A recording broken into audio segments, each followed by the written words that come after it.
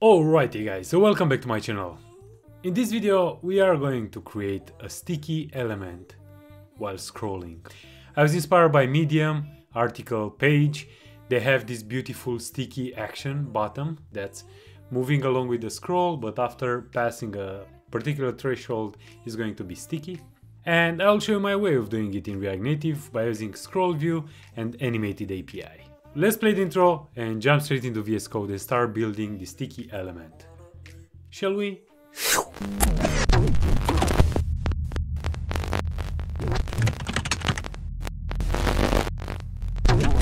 Alrighty guys, so we are in VS Code here. I've already created a project using Expo and I've created a couple of things here.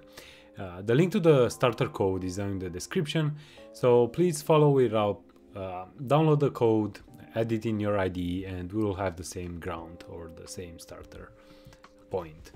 So let me walk you through what we have so far. We have an articles paragraphs, which is a list of paragraphs, right? And then a method called getImage that's going to return a random image from Unsplash with a black and white.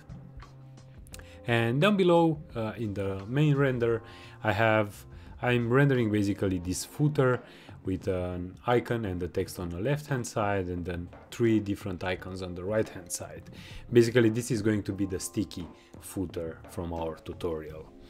So first thing, I would like to create a scroll view. Inside it add some paragraphs, and afterwards create this dummy container that's basically going to be the trigger point for our sticky footer.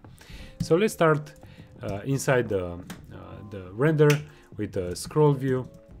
Inside the scroll view we'll iterate over the paragraphs, we'll map it, get a text and the index, and return here a view containing a text with the text. Also apply here a style, a key, sorry, with the index, and apply a style to the text as styles, and then it's called paragraph. Hit save. Now we have this scroll view that contains all the paragraphs, and if the index modulo 3 is equal to 0, I would like to display an image. So image will have a style of styles image, and then a source of URI get image, and then the index. Hit save, and now we will display for every 3 paragraphs, we will display an image. Cool. So we have this scroll view. Also let's give it a breathing room here. So content container style padding, it's 20. So we create this breathing room around, and down below here, so if I scroll down below here, I would like to have a dummy footer or the trigger point for our sticky footer, and then some featured images. So let's create a dummy footer. So it's basically a view that's going to have the same styles as our bottom actions, right? So it's going to create this space. The bottom actions actually has specified height, a fixed height, so that's why we have this beautiful view. Also, before rendering the paragraphs, say black and white article and style it. So styles, it's going to be heading, so I'll display this black and white here. Also apply a margin top of 10 or maybe 20, just to have the same spacing here. All right, and down below here, after the bottom actions, we would like to display the featured images. So we'll iterate over the featured. So let's first create a view, and inside the view we'll iterate over the articles, but only get 3 of them or maybe 4. Map, get the text and then the index, and return here a view containing a text, that's text, and above an image with a source of URI, get image, and then the index, and also style it, so style, styles, image, and apply the same style, styles, and then paragraph. And here down above we'll have featured as text, and the style for it is going to be styles featured title. And now I'm looking at it, so the style for the image is going to be featured image. So hit save. Also don't forget to pass a key, so it's going to be featured and then the index. Have this featured, right, and what I like to do is to give this a flex direction of row and then a margin bottom of 10, and also for the text I would like to display it only two paragraphs, or maybe 3. Let's do it with 3. So number of lines is going to be 3, and now we should trim it to only showing 3 different images. Alrighty. I think my internet connection is pretty low, that's why maybe the images are not downloaded or are not displayed. So yeah, sorry about that. But the main idea here is that here we have this footer, and if I'm adding a background color of red and scroll down, you'll notice that this is the footer. And if I'm positioning this absolute, so I'll position this absolute and at the bottom 0 and then left 0, right 0, you'll notice that we have the same height, right? But now this is the moment where we would like to trigger the stickiness, right? So it's going to be sticky, sticky, sticky, and then when we will reach this point here, just at the top edge, we would like to move it along with the scroll Y. So let's also give this a padding horizontal of 20, so we will have everything lined up here. And in order to do that, we need to first convert the scroll view into an animated scroll view, get the scroll Y, and calculate where is the top offset of that element. So first thing, let's convert this scroll view into an animated scroll view.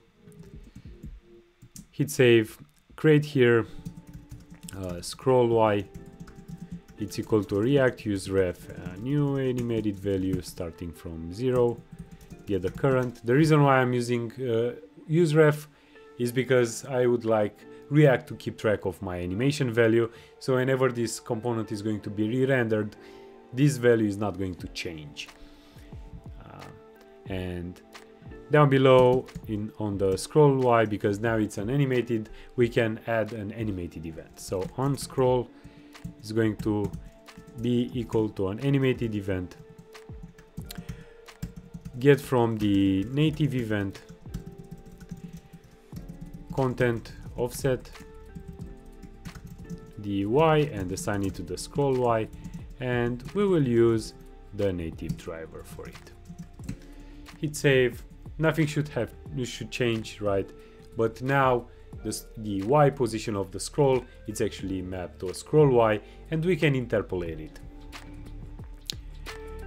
But how we can interpolate it? Basically, we need to get the layout measurements for this red container here. So we'll be using the onLayout system. So onLayout, it's equal to an event, and we will set the bottom actions with the event, native event, and then the layout. But then this bottom actions is not available, so let's create here a state. So const it's bottom actions, and set bottom actions is going to be a React use state, then it's going to be null in the first place initially, right? So now when this footer, this red one, is going to be rendered, we'll have the onLayout event get the layout coordinates like x, y, width, and height, assign it to the state, And now we can play around with the scroll Y and calculate the top edge that's going to trigger the stickiness. So let's do that. Let's get the top edge. The top edge of this footer, it's actually going to be the bottom actions and Y. Notice the question mark here is because it might not be in the first place, because this is going to be triggered from top to bottom, right? Initially it's not going to be rendered, it's not going to exist, it's going to be null. But then after everything is going to be rendered, we will have the layout measurements. So that's why initially it's going to be null. So that's why also the question mark here. So we'll get the Y value. We'll subtract the height because we positioned this initially absolute, so it's going to be at the bottom of the screen. But now we need to add back its own height. So bottom action and height. So basically the top edge is going to be the Y value, which is here, but we subtracted the height of the screen because we positioned this absolute. So it's basically the offset where we are going to start from. So instead of starting directly from 0, we are actually going from height minus the height of the bottom actions. Hopefully this makes sense. But now we have the top edge here. And with the top edge, we can modify these bottom actions to be sticky or not. So first thing I'll need to convert this view into an animated view. So animated view, and down below here we'll have a transform, we'll have a translate Y, we'll interpolate the scroll Y, and we'll have an input range. And the input range is going to be the following. So if you go like this beyond 0, so if you're going minus 20, let's say, I would like to be sticky, so I would like to have it here. So it's going to be, the input range is going to be -1, 0, 0, and then top edge, -1, top edge, and then top edge +1. So, and let me also create the output range. So 0, 0, 0, 0, and then -1. So what I did here is basically, if you are before the top edge, including the top edge, stay where you are. Otherwise, just move upwards. And so so right now you'll notice that right now this is not going to be sticky, but after moving it at the top is going to be sticky. And the reason why I'm doing this 0 and -1 is because notice that I don't clamp the interpolation. So basically here, if it's with this input range 0, -1 and the output range 0, 0, I'm basically saying if you are at -2, is going to also be 0, because this is how linear interpolation actually works. But on the other hand, here, if you're at top edge, is going to be 0, but if you're at top edge +1, just decrement it by 1. If you are at top edge +2, decrement it by 2, and so on and so forth. So it's going to apply this interpolation to the bottom sheet. But now we have this error saying that we cannot interpolate like not a number, right? And the reason for that is initially we don't have these bottom actions. So indeed we don't want to actually render the footer unless we have the measurements of the dummy or the trigger part for the sticky. So down below, down here, we'll say if we have bottom actions, then we would like to render the animated. Otherwise, don't do it. And now you'll notice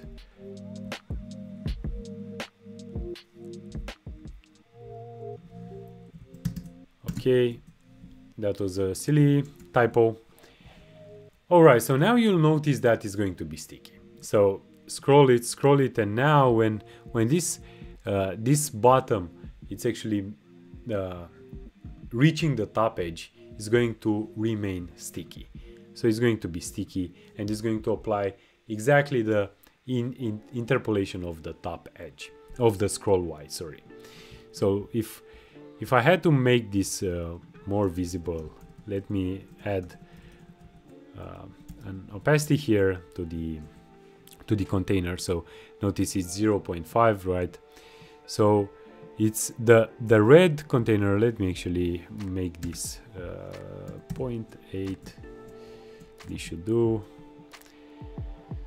So notice that now I'm scrolling, and now I'm hitting the top edge. So I'll hit the top edge and I'll remain there. And now it's going to move along with the scroll Y position. Cool. Before it's the last part that's actually missing, it's to animate the things inside based on this scroll Y, right? And I'll need to actually create this input range separately. So we'll have here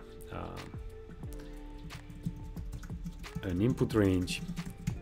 So we'll have this input range here, right? Nothing should change, but now we can reuse this input range and start animating those elements on the screen. So initially I would like to hide the number and hide those two little icons and move the $sign on the right hand side. So let's start by animating the text here. So well, we have the 3-2. Let's convert this into an animated text, and the style for it is going to be opacity.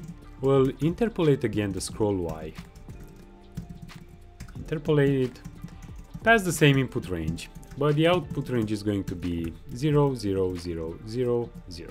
So 1 here, right? So it's going to be like, if I hit save now, when you see now when this is going to be sticky, it's going to be 1. But I noticed that at the top edge actually it should be 1. So it's 1, right? 1, 1, 1, 1. Okay.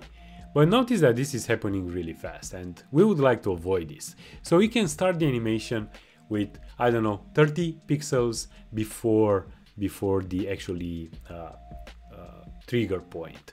So if we go above here, where we decrement it by 1, we actually say, hey, you know what? Just start the animation at top edge minus 30 and then at top edge, right? Instead of 1 pixel, just start the animation at 30 pixels. So now if I scroll, you'll notice that the animation is more visible. So you see, it's more visible. It's starting to animate based on the scroll Y before actually the stickiness to happen. And this is really, really nice, because now we can actually play around with the animation of those elements here as well. So if we go down below where we have the icons, we can actually modify those icons, those views, to be an animated view and animated view. So initially I would like to hide those two icons. So let's do that now. So where we have let's start with the share icon here. So we will have a style here. So opacity is going to be scroll Y, and basically we will have the same opacity as this one. So opacity is going to be opacity, right? So now notice that those icons are not visible, but now it's going to be visible, right? And apply the same styles to the other icon here. So hit save.